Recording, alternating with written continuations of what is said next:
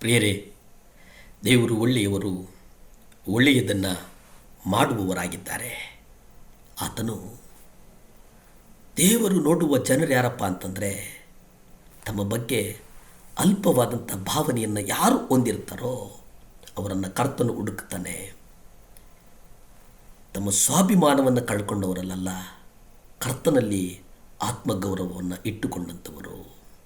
ಆತನು ದೇವಕುಮಾರನಾಗಿರುವುದರಿಂದ ಅವರು ತಮ್ಮ ಶಿಷ್ಯರಿಗೆ ಗುರು ಎಂಬುದಾಗಿ ಯೋಹಾನ ಪತ್ರಿಕೆ 13ನೇ ಅಧ್ಯಾಯ 13ರಲ್ಲಿ ನಾವು ನೋಡ್ತೇವೆ. ನೀವು ನನ್ನನ್ನು ಬೋಧಕನು ಮತ್ತು ಕರ್ತನು ಎಂದು ಕರೆಯುತ್ತೀರಿ. ನೀವು ಹೇಳುವುದು ಸರಿ, ಏಕೆಂದರೆ ನಾನು ಅಂಥವನೇ ಹೌದು. ನೀವು ನನ್ನನ್ನು ಬೋಧಕನು ಮತ್ತು ಕರ್ತನು ಎಂಬುದಾಗಿ ಕರೀತೀರಿ. ನೀವು ಹೇಳುವುದು ಸರಿಯಾಗಿದೆ. ಯಾಕೆಂದರೆ ನಾನು ಅಂಥವನೇ.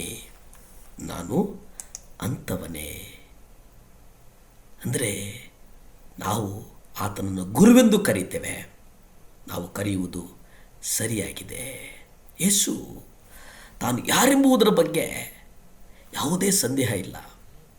ನಾವು ಆತನನ್ನು ದೇವಕುಮಾರನೆಂದು ತಿಳಿದಿದ್ದೇವೆ. ದೇವಕುಮಾರನು ಕರ್ತನು ತಾನು ಸೇವೆ ಮಾಡಬೇಕಾದ ಜನರೆಂದು ಅವರು ಪರಿಗಣಿಸಿದರು. ಅವರ ಕಾಲುಗಳನ್ನು ತೊಳೆದರು. ಯೇಸು ಇಸ್ಕರಿಯೋತ್ ಯೂದನ ಕಾಲುಗಳನ್ನು ಸಹ ತೊಳೆದರು ಎಂಬುದನ್ನು ನೀವು ಅರಿತಿದ್ದೀರಾ? ಇದೇ ದೀನತೆ. ಕೆಲವು ತಾಸುಗಳಲ್ಲಿ ಆ ಇಸ್ಕರಿಯೋತ್ ಯೂದ ಕರ್ತನನ್ನು ಶತ್ರುಗಳ ಕೈಗೆ ಒಪ್ಪಿಸಿಕೊಡುವಂಥ ಆ ದ್ರೋಹಿಯ ಕಾಲುಗಳನ್ನು ತೊಳೆಯುವುದು ಅಂತಂದರೆ ಅದು ಆತ್ಮಗೌರವದ ಸಂಕೇತವೇ ಅಥವಾ ಕೊರತೆಯೇ? ನೋಡಿ, ಅದಕ್ಕೆ ಕರ್ತನು ಕರುಣಾಮೂರ್ತಿ. ಕರ್ತನನ್ನು ನಾವು ಕಾರುಣ್ಯಮೂರ್ತಿ. ಕರ್ತನು ಯುಗಪುರುಷ. ಕರ್ತನು ಕಾರುಣ್ಯದಲ್ಲಿ ನಡೆದಂಥವನು.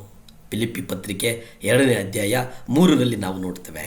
ಕಲಹದಿಂದಾಗಲಿ ಒಣ ಹೆಮ್ಮೆಯಿಂದಾಗಲಿ ಯಾವುದನ್ನು ಮಾಡದೆ ಪ್ರತಿಯೊಬ್ಬನು ದೀನ ಮನಸ್ಸಿನಿಂದ ಬೇರೆಯವರನ್ನು ತನಗಿಂತ ಶ್ರೇಷ್ಠರೆಂದು ಎಣಿಸಲಿ.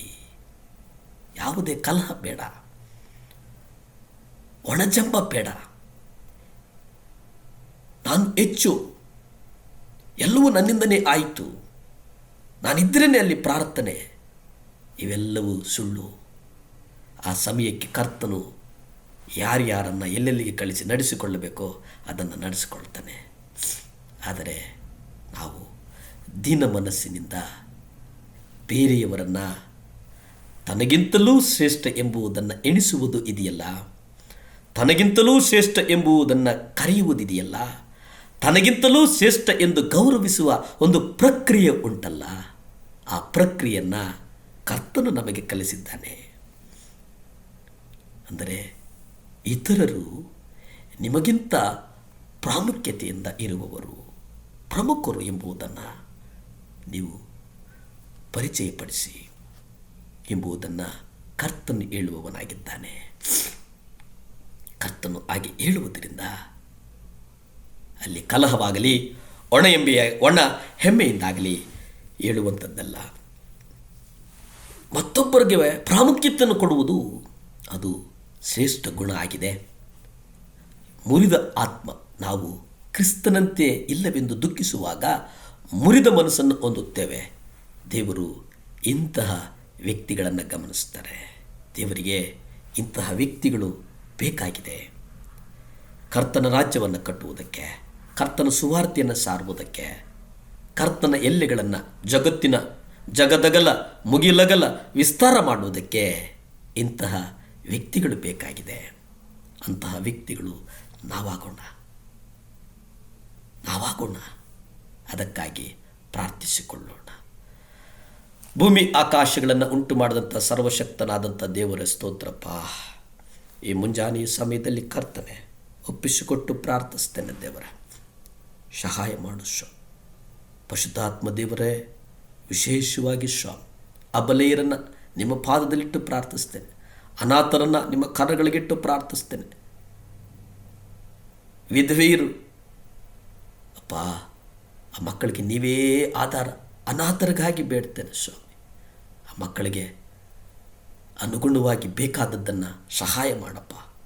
ನಿಮ್ಮ ರಕ್ತ ಚೆಲ್ಲಲ್ಪಡಲಿ ಸ್ವಾಮಿ.